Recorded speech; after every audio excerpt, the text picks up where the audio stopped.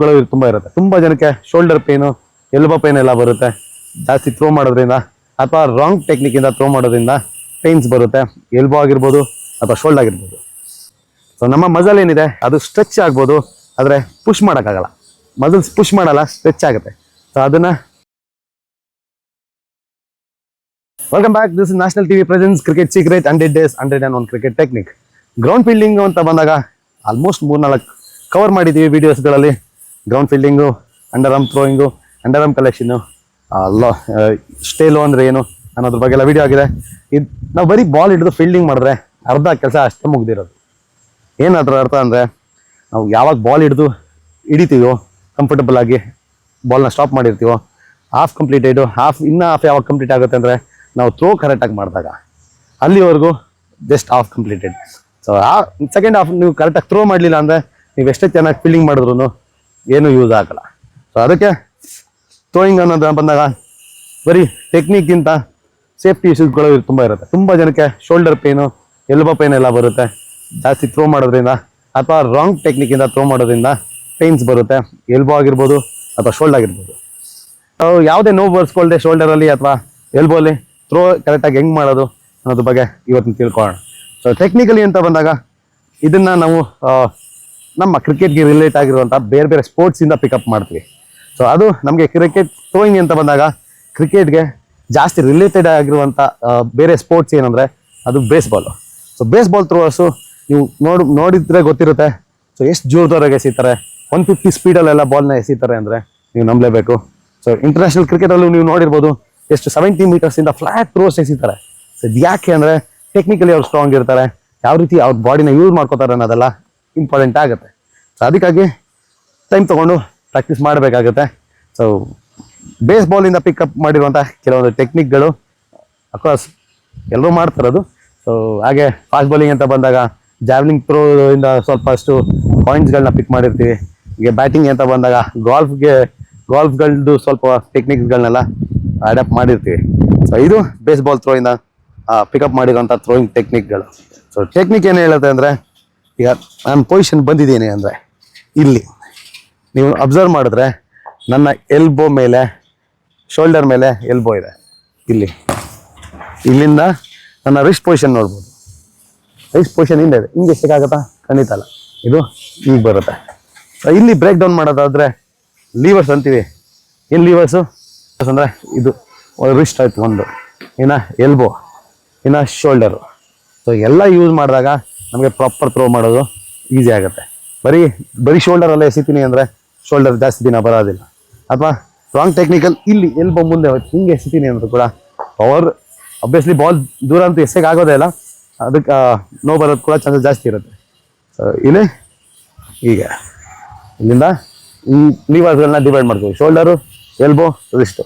ಇಲ್ಲಿಂದ ಹೀಗೆ ಲೋಡ್ ಮಾಡಿದಾಗ ಬರೀ ಈ ಕೈ ಮಾತ್ರನಾ? ಬರೀ ಈ ಕೈ ಯೂಸ್ ಮಾಡಿದ್ರೆ ನಿಮಗೆ ಅದು ಕೂಡ ಪೇನ್ ಬರುತ್ತೆ. ಇಲ್ಲಿ ನೀವು ನೋಡ್ಬೋದು ನಾನು ಥ್ರೋಯಿಂಗ್ ಆರ್ಮ್ ಕೂಡ ಇಲ್ಲಿ ಮುಂದೆ ಹೋಗುತ್ತೆ. ಬೇಸಿಕಲಿ ಇದನ್ನ ನಿಮಗೆ ಟಾರ್ಗೆಟ್ ಥರ ಅಂದ್ಕೊಳ್ಳಿ.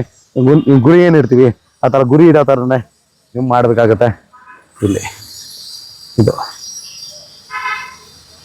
ಒಂದು ಪಾಯಿಂಟ್ ಹೇಗಿದೆ, ಅದೇ ಲಾಂಗ್ ಡಿಸ್ಟೆನ್ಸ್ ಅಂದರೆ ಸ್ವಲ್ಪ ಮೇಲಿಂದ ಹಾಕ್ಬೇಕಾಗತ್ತೆ. ಇಲ್ಲಿಂದ ಮೇಲ್ ಹೋಗುತ್ತೆ, ಇಲ್ಲಿ ಹೋಗುತ್ತೆ. ಇಲ್ಲಿ ಕ್ರಿಕೆಟ್ ಸೀಕ್ರೆಟ್ ಬಗ್ಗೆನೇ ಮಾಡ್ತಾ ಇರೋದ್ರಿಂದ ಇನ್ನೊಂದು ಸೀಕ್ರೆಟ್ ಏನಂದ್ರೆ ಇಲ್ಲಿ ನೀವು ನೋಡ್ಕೊಳ್ಳಿ, ನನ್ನ ಹಿಪ್ ಫಸ್ಟ್ ಮೂವ್ ಆಗುತ್ತಾ, ಆರ್ಮ್ ಫಸ್ಟ್ ಮೂವ್ ಆಗುತ್ತಾ ಅಂತ. ಏನು ಫಸ್ಟ್ ಮೂವ್ ಆಯ್ತು?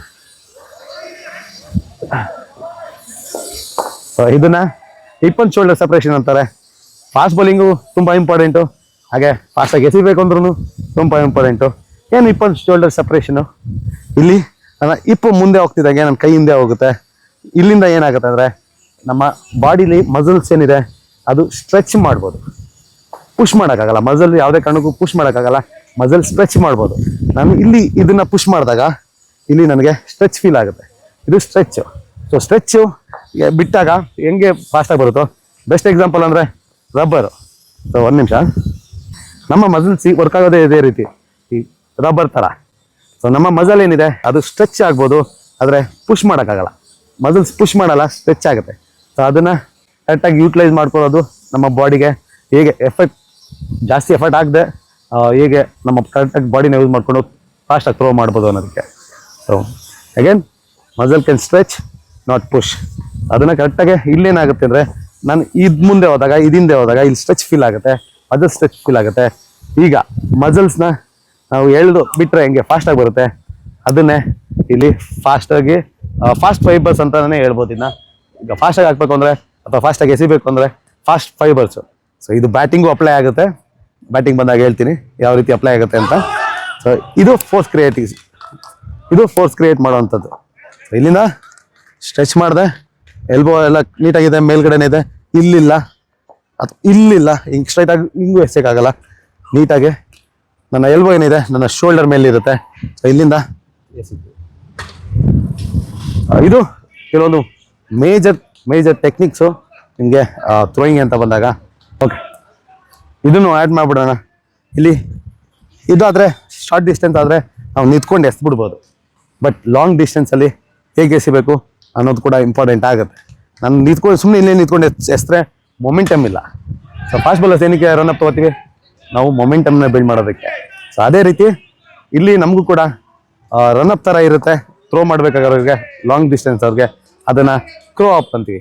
ಕ್ರೋ ಅಪ್ ಅಂದ್ರೇನು, ಕಾಗೆ ಹೇಗೆ ಜಂಪ್ ಮಾಡುತ್ತೋ ಅದನ್ನೇ ಕ್ರೋ ಅಪ್ ಅಂತೀವಿ ಅಷ್ಟೇ. ಸೊ ಇಲ್ಲಿ ನಾನು ಬಂದಿರ್ತೀನಿ, ಬಾಲ್ ಪಿಕ್ ಮಾಡಿ ಇಲ್ಲಿ ಒಂದು ಸ್ಟೆಪ್ ಮುಂದೆ ತೊಗೊಂಡು ಹೋಗ್ಬೇಕಾಗುತ್ತೆ, ಅದು ಮೊಮೆಂಟಮ್ ಬಿಲ್ಡಿಂಗು, ಅದನ್ನು ಕ್ರೋ ಅಪ್ ಅಂತೀವಿ.